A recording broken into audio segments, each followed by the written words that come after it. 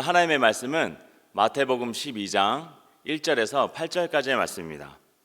그때에 예수께서 안식일에 밀밭 사이로 가실새 제자들이 시장하여 이삭을 잘라 먹으니 바리새인들이 보고 예수께 말하되 보시오, 당신의 제자들이 안식일에 하지 못할 일을 하나이다. 예수께서 이르시되 다윗이 자기와 그 함께한 자들이 시장할 때에 한 일을 잃지 못하였느냐? 그가 하나님의 전에 들어가서 제사장 외에는 자기나 그 함께한 자들이 먹어서는 안 되는 진설병을 먹지 아니하였느냐? 또 안식일에 제사장들이 성전 안에서 안식을 범하여도 죄가 없음을 너희가 율법에서 읽지 못하였느냐? 내가 너희에게 이르노니 성전보다 더 큰 이가 여기 있느니라. 나는 자비를 원하고 제사를 원하지 아니하노라 하신 뜻을 너희가 알았더라면 무죄한 자를 정죄하지 아니하였으리라. 인자는 안식일의 주인이라 하시니라. 아멘. 마태복음 12장 1절에서 8절 말씀을 가지고 내 열심히 사랑이 되게 하라, 내 열심히 사랑이 되게 하라 라는 제목으로 함께 은혜 나누겠습니다. 오늘 본문은 바리새인들이 율법을 지키는 것에 대한 그들의 열심으로 예수님의 제자들을 비난하고 있습니다. 오늘 저희는 본문을 한 절씩 좀 살펴보겠습니다. 그리고 바리새인들이 누구인지를 좀 생각해 보겠습니다. 그래서 우리 자신을 좀 돌아볼 수 있는 시간 될 수 있으면 좋겠습니다. 얼마 전에 있었던 일인데요. 제가 차를 몰고 프롬펜시의 사거리에서 있었던 일입니다. 노란색 불로 바뀌어서 멈췄습니다. 그리고 다시 파랗게 되어서 이제 건너가는데 그 군인복을 입었던 한 그 경찰이 갑자기 나와서 저를 멈춰 세우는 것이에요. 차를 대고 가보니까 그 길가에 그 테이블에 두 명의 경찰, 교통경찰이죠. 이게 앉아 있더라고요. 저한테 운전면허증을 내라고 하고 또 교통법규를 위반했으니까 벌금을 내라고 하는 것이었습니다. 저는 이해를 못했습니다. 무엇을 잘못했습니까? 그랬더니 조금 있다가 저쪽에서, 그러니까 제가 멈췄던 그 신호등 근처에서 한 다른 경찰이 이렇게 뛰어와서 그가 찍은 사진 하나를 저한테 휴대폰으로 보여주는 것이었습니다. 잘 보니까 제 앞바퀴가 그 횡단보도 금에 딱 다 있더라고요. 그래서 제가 설명을 했습니다. 길을 가다가 이게 불이 바뀌어서 안전을 위해서 여기서 멈춘 것이다 이렇게 얘기했어요. 그랬더니 그건 그것이고 하지만 금을 밟고 있으니까 벌금을 내라는 것이었습니다. 벌금보다 제 마음속에는 한 사람이 저기서 몰래 숨어서 그 사진을 찍어서 가지고 왔구나라고 하는 것이 조금 더 화가 났었습니다. 오늘 성경 본문을 보면 비슷한 상황인 것 같습니다. 그 예수님과 제자들을 따라다니는 바리새인들의 모습을 저희가 봅니다. 1절, 그때에 예수께서 안식일에 밀밭 사이로 가실새 제자들이 시장하여 이삭을 잘라 먹으니.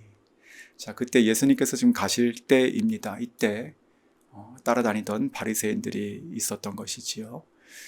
저는 이것이 신앙생활하고도 비슷하다 생각이 좀 들었습니다. 우리가 예수 믿지 않았을 때는 그렇게 어려움이 별로 없을 수 있습니다. 나도 세상에 거스르지 않고 또 세상도 나를 그렇게 괴롭게 하지 않고요. 그러니까 이제 잘 지내는 것이 이제 영적으로 보면 잘 지내는 것이 아니었던 것이지요. 그런데 우리가 예수님을 믿고 신앙생활을 시작하면 당장 집에서부터 그리고 일터에서 이런 불편한 시선들을 저희가 마주하게 되고 또 예전에는 그냥 지나갔던 것들 또 아무것도 아닌 것들이 이제 문제가 되고 하는 것을 보게 됩니다. 어떤 의미에서 우리 그리스도인이라고 하는 것은 그러니까 예수를 잘 믿으면 믿을수록 우리 형통한 인생을 살아가는데 그 형통이라고 하는 것은 어려움이 없는 것을 얘기하는 것이 아니라 점점 어려움이 많아지지만 그런 것들을 다 헤쳐나가는 것, 이것을 형통이라 말씀한다고 믿습니다.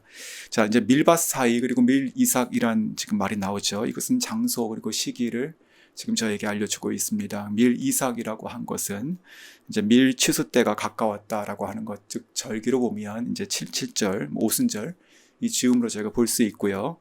그리고 이제 밀밭 사이 장소가 되는 것입니다. 이제 바리새인들이 안식일 날 예수를 어떻게 어려움에 처하게 할까라고 하면서 기다렸던 장소가 되는 것이지요. 마치 그 신호등, 그 횡단보도 뒤편에 있었던 그 나무 뒤에 숨어 있었던 그 한 사람처럼요. 만약에 예수님의 그 제자들만 여기 있었다면 그리 문제가 되지 않았을 것입니다. 근데 예수님이 함께 계시니 모두가 다 지금 서로 문제가 되어 있는 모습을 보게 됩니다. 저는 이것도 또한 우리가 신앙생활을 하는 공동체의 모습과도 일면 비슷하다 생각이 듭니다.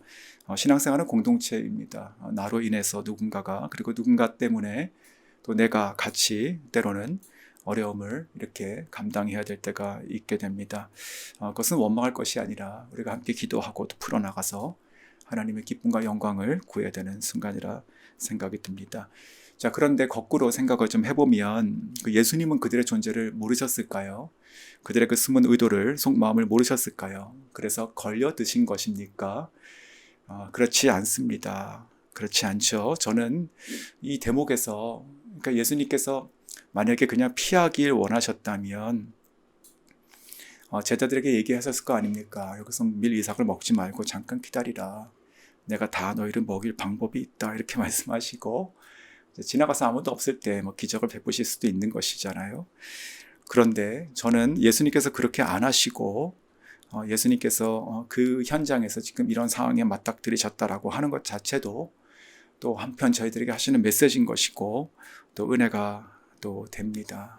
뭐냐면은 주님께서 누구를 선택하셨는가라고 하는 이 부분입니다. 누구를 우선으로 두셨는가, 즉 배고픈 제자들을 먹이는 것이었는가, 아니면 기다려서 괜한 시비를 걸려 하는 저 바리새인들이 귀찮아서 피하시는 것인가. 예수님께서는 하나님이십니다. 그러니까 사실 원하시는 모든 것을 원하시는 대로 원하시는 때에 하실 수 있으시죠. 하지만 소위 얘기해서 그러한 그 주님의 그 신적인 방법을 이렇게 남용하지 않으셨어요. 근데 저는 이것이 굉장히 중요한 메시지라 생각이 드는 것이 예수님께서 철저하게 그 현실 속에서 그 모든 상황을 마치하셨고 또 대처하셨다는 것입니다. 즉 예수님과 함께 있을 때 이 제자들은 예수님의 도움과 그늘 아래 보호 아래 지냈겠지만 이제 이후에는 그 예수님께서 하늘에 가시면, 나라에 가시면 제자들이 살아가야 되잖아요. 그 살아가는 모습, 저희도 마찬가지입니다. 저희가 현실에 거하고 살아가는 것이지요. 그러니까 복음서 나와 있는 이 예수님의 모습은 철저하게 현실에 입각해 되어 있습니다. 그 현실 속에서 어떻게 대처하셨는가를 저희가 잘 아는 것이 신앙생활이 건강하다 생각이 듭니다. 자, 2절 이렇게 말씀하십니다. 바리새인들이 보고 예수께 말하되 보시오, 당신의 제자들이 안식일에 하지 못할 일을 하나이다. 지금 예수님께 누가 누구를 보라고 지금 하는지 얼마나 그 당당한 마음인지 제가 그렇게 생각할 수 있어요. 자, 당신의 제자들이 이렇게 얘기하죠. 그러니까 이 바리새인은 그 제자들의 일로 인해서 예수님께 향하고 있습니다. 결국 타겟을 예수님께 잡은 것입니다. 저는 이것이 또한 영악하게 볼 수 있지만 한편으로는 이것이 그 책임진 자, 그러니까 리더의 무게다라는 생각이 또 듭니다. 세상도 누구를 공격해야 될지, 누구를 무너뜨려야 될지를 잘 알고 있습니다. 특별히 저희가 작건 크건 영적인 공동체에 어떤 리더십을 가지고 있다라고 하면 때때로 우리로 인해서 또 우리가 섬기는 돌보는 그 영혼들 때문에 저희가 집중 공격을 또 받게 되는 것이지요. 자, 안식일에 하지 못할 일 이렇게 얘기했는데 원어의 뜻은 그 합당치 못한 일 이런 뜻입니다. 무엇이 합당치 않은 것일까? 안식일에 이런 질문을 하게 되는 것입니다. 밀 이삭을 먹었다는 것입니까? 아니면 안식일에 먹었다는 것입니까? 자, 그래서 좀 생각을 해봤는데 이 밀 이삭을 먹은 것 자체는 그들의 율법에 거스르는 것이 아닙니다. 모세율법 신명기 23장 25절에 보면 내 이웃의 곡식밭에 들어갈 때에는 내가 손으로 그 이삭을 따도 되느니라. 그러나 내 이웃의 곡식밭에 낯을 대지는 말라.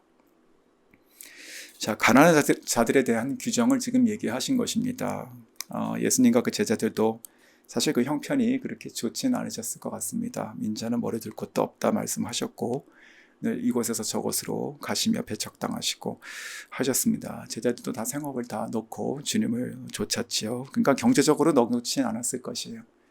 그러니 그런 형편에 있었던 이 제자들이 시장하여 그 밀 이삭을 먹었다라고 하는 것 자체는 바리새인의 입장에 봐도 그 모세율법을 반한 것은 아니었다는 것이죠. 자, 그렇다면 무엇이 이 바리새인들이 지적한 그 하지 못할 일이었을까요? 그것은 하나님 말씀 모세율법이 아니라 그들이 가지고 있었던 유전, 전통, 자기들의 규정, 자기들이 만든 그것에 반한 것이었습니다. 특별히 오늘 이제 안식일에 대한 얘기가 나오는데 우리가 이제 병행 본문인 누가복음 6장을 보시면 1절에 이렇게 또 표현하고 있어요. 잘라서 손으로 비비어 먹으니. 자, 여기서 먹은 건 먹은 건데 이것을 손으로 비벼서 먹었다. 자, 이 부분이에요. 그러니까 안식일에 노동을 할 수가 없잖아요. 그들의 규정 가운데는 그 탈곡 행위, 그러니까 밀 이삭을 비비는 행위죠. 까는 거요. 그리고 키질 행위, 그것을 결을 불어버리는 행위, 이것은 금지되어 있었습니다. 사실 이것은 농사에 대한 것이잖아요. 그렇다면 가난한 자에게 먹으라고, 가난한 자는 먹으라고 하나님께서 말씀하셨는데 그것을 지키면서 자기들의 규정을 안 거스르게 해야 한다면 도대체 손을 대지 않고 입으로 따서 먹어야 된다는 것입니까? 껍질째. 말이 안 되는 것이죠. 그러니까 상식적으로 그것을 여기다 갖다 댈 것은 아니잖아요. 그런데 그렇게 자기 자신들이 만든 그런 규정들을 가지고 지금 밀 이삭을 먹는 그 제자들이 손으로 비벼 먹었기 때문에 그것을 죄인이다라고 지금 비난하고 있습니다. 저는 이것이 사람들이 세우는 가지고 있는 어떤 의의 그리고 기준 이런 것에 대한 정말 한계다 이렇게 생각이 듭니다. 주님께 보시오라고 했었던 그들의 당당함의 근거가 참 너무 초라하지 않습니까? 그런데 복음이란 무엇입니까? 예수님께서 이러한 수준의 사람인 바로 저와 여러분을 위하여 십자가에 달려 돌아가셨다는 것이지요. 정말 복음이라고 하는 것은요, 저희가 이해하고 쿨하게 넘어가고 이렇게 할 수가 전혀 없는 것입니다. 저희가 신앙생활이 오래가면 오래갈수록 또 우리가 하나님을 더 알아가면 알아갈수록 어찌하여 나 같은 사람을 위하여 예수 그리스도께서 그렇게 하셨는가, 이것은 충격인 것이고 정말 이해와 납득이 전혀 안 되는 것, 이것이 바로 복음입니다. 자, 이제 제가 3절부터 좀 보겠습니다. 예수님의 반박이 나옵니다. 3절, 예수께서 이르시되 다윗이 자기와 그 함께한 자들이 시장할 때에 한 일을 읽지 못하였느냐. 자, 오늘 이 내용의 해석을 좀 이어가기 전에 저는 이 앞에 그 예수께서 이르시되, 자, 이 부분을 보면서 참 감사하게 됩니다. 예수님께서 반박해 주시죠. 그러니까 제자들의 일로 바리새인들이 지적을 했는데 그때 예수님께서 제자들 앞에 서신 것입니다. 그 제자들과 그리고 이 바리새인 사이에 서서 제자들의 편이 되어 주신 것이지요. 제자들을 향해서 지금 비난의 시선을 지금 예수님께서 친히 그 몸으로 끊으신 것입니다. 솔직히 제자들이 얼마나 당황했을까요? 그들이 지금 배가 고파가지고 밀 이삭을 따서 지금 비벼서 먹고 있습니다. 그런데 갑자기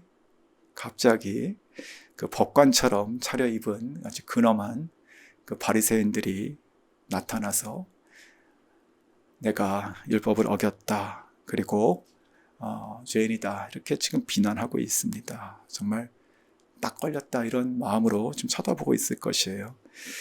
이 제자들이 이 바리새인들하고 말상대가 되겠습니까? 아니, 지금 밀 이삭을 배고파서 먹고 있다가 얼마나 당황했을까요?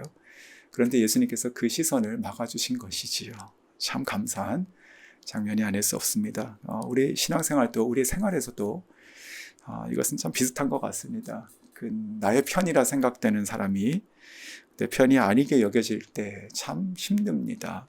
제가 며칠 전에 어떤 선교사님하고 같이 교제하면서 나눴던 이야기가 있는데, 그 선교사님 내가 최근에 좀 다투졌다고 합니다. 근데 그 스토리가 이런 것이었습니다.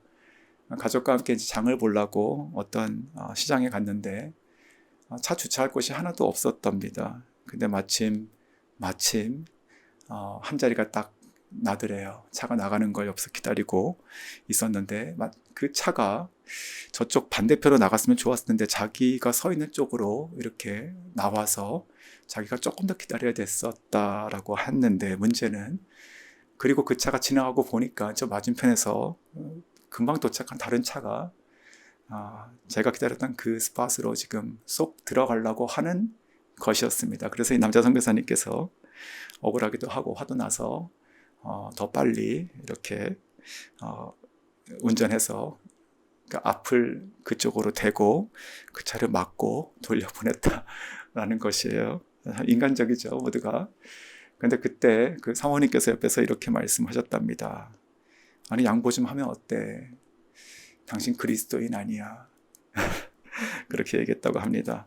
그것이 참 많이 서운하셨다고 하는 그런 내용이었습니다. 자기가 먼저 기다렸으니까 사실 먼저 기다린 자가 차를 세우는 것이 맞는 것이지요. 그리고 또 우리는 누구에게든지 그렇게 양보하는 그것도 맞는 것이지요. 그러니까 이것은 맞고 틀리고의 문제가 아니라 내 옆에 있는 내 아내가 저 맞은편에 있는 차에 운전석에 있는 사람의 편이 되어서 있다라는 그 마음, 그 순간 자기 자신이 좀 당황했고 또 그것이 다툼이 됐다. 이제 그런 이야기였습니다.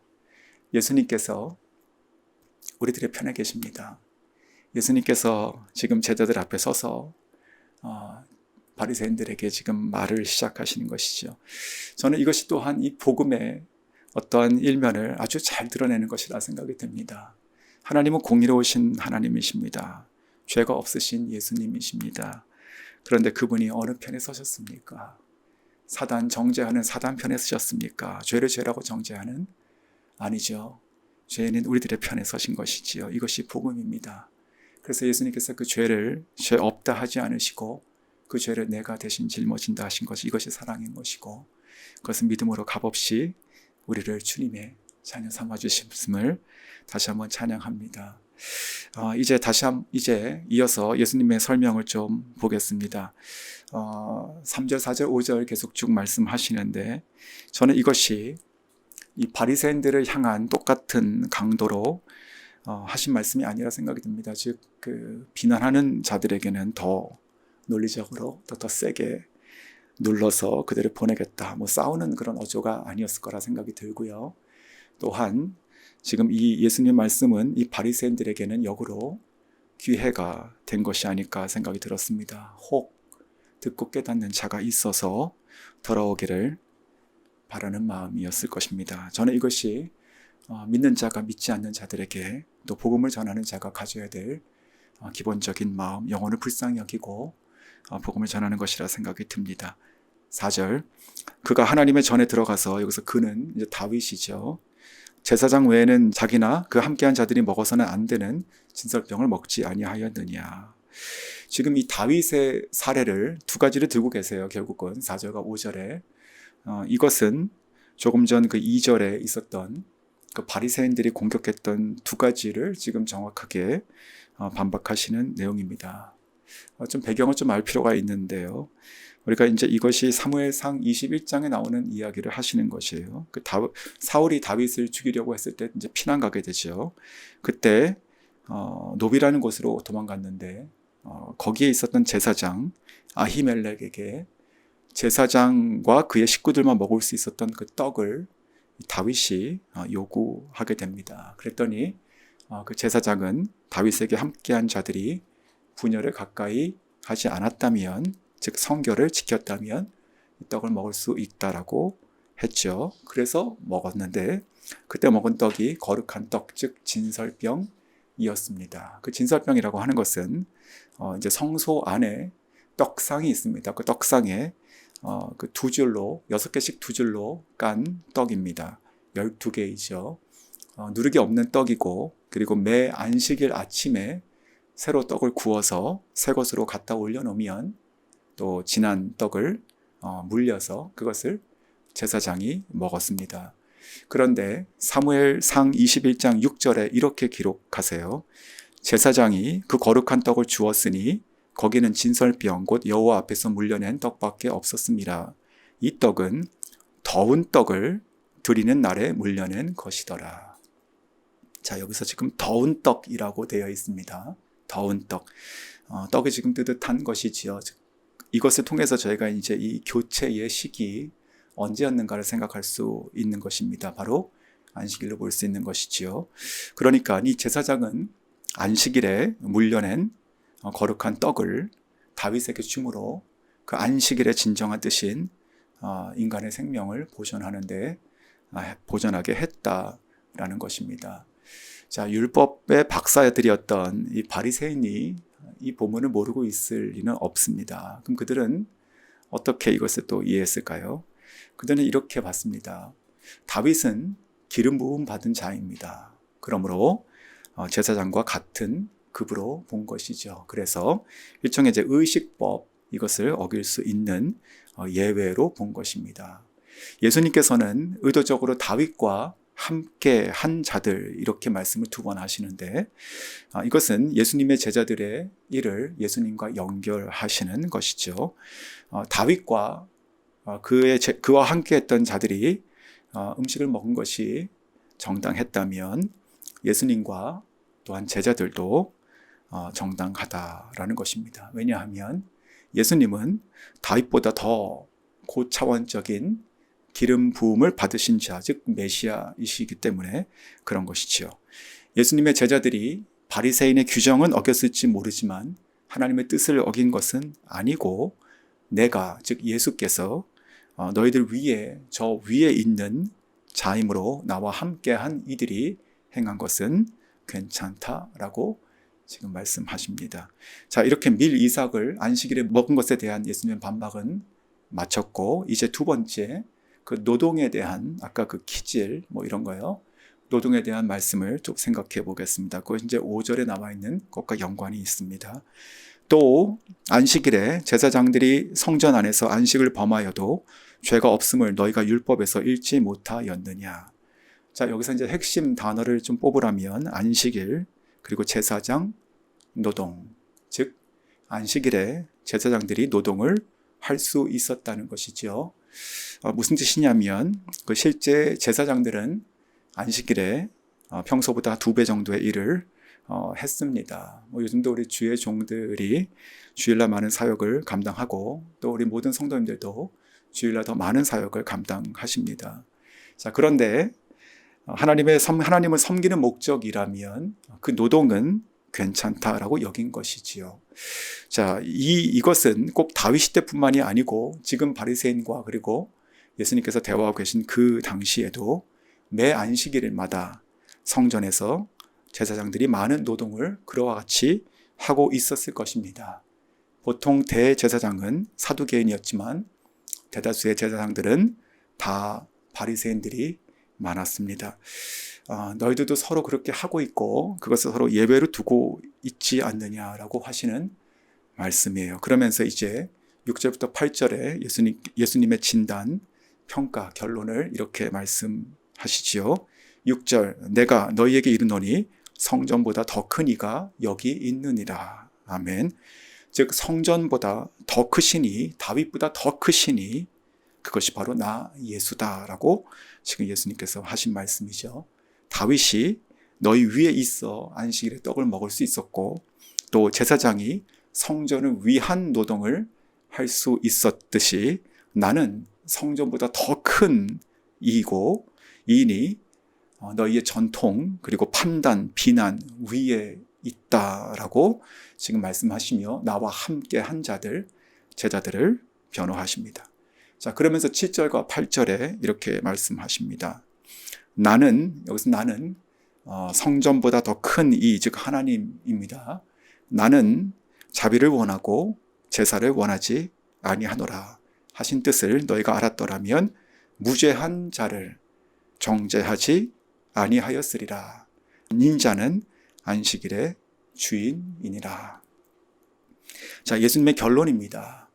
이들이 무죄하다. 너희가 잘못 정죄했다. 내가 주인이다. 내가 기준이다. 말씀하십니다. 자, 바리새인들의 이 수많은 전통 그리고 또 규정들은 하나님을 위한다는 것이었지만 정작 하나님의 뜻이 가려졌고 그들에게 형식과 그리고 절차만 남아 있었습니다. 그래서 항상 참 열심이었는데 정작 하나님께서 뭘 원하시는지는 다 잃어버린 상태였습니다. 자, 정리하면 이렇게 저희가 질문할 수 있습니다. 어쩌다가 이 바리새인들은 자기가 율법의 기준이 되었는가? 어떻게 이렇게 틈없이 사람을 정죄하고 비난하는 아주 무서운 사람들이 되어 있는가? 이들은 처음부터 그렇게 태어났나? 이렇게 볼 수 있습니다. 그런데 이제 우리가 좀 살펴볼 것이지만 이 바리새인들이 누군지를 저희가 알게 되면 참으로 충격적인 반전이 일어납니다.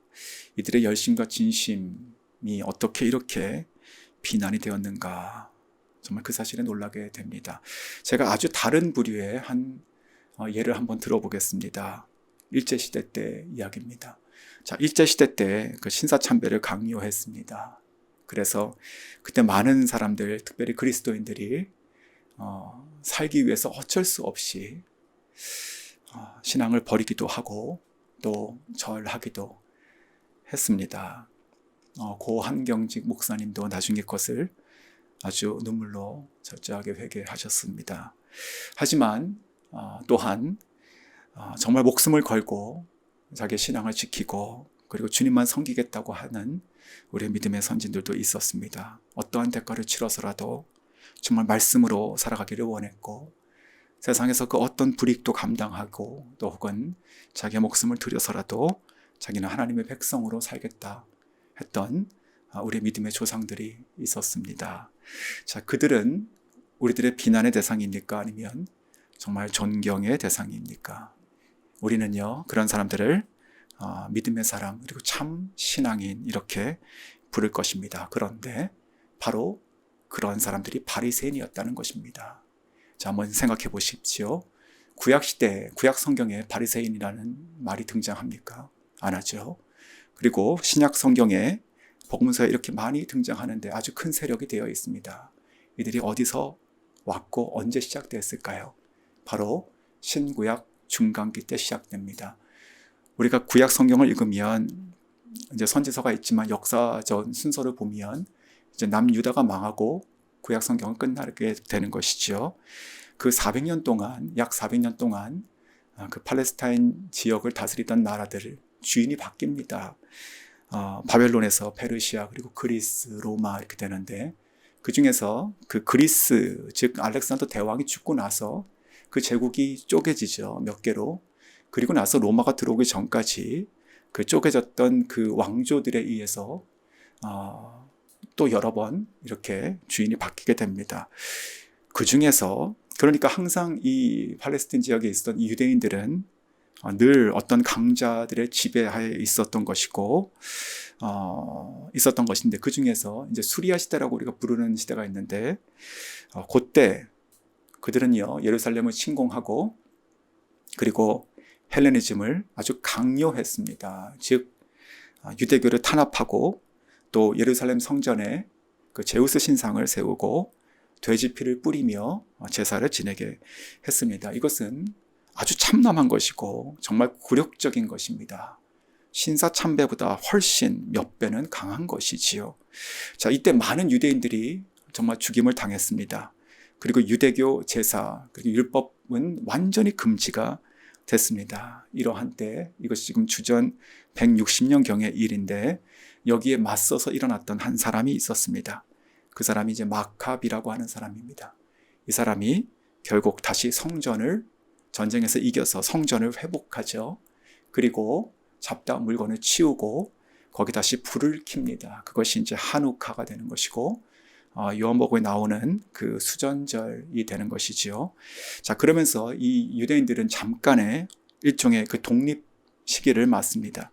그때 그러면서 그 서기관들과 랍비들이 중심되어서 신앙 회복 운동이 일어납니다. 이방인과 그리고 부정함에서 자기 자신을 철저히 다시 분리시켜서 오직 하나님 백성으로 살아가자. 비록 나라는 망했지만 신앙을 다시 세워가자. 더 절제하자. 더 철저하게 우리는 분리되어 살자.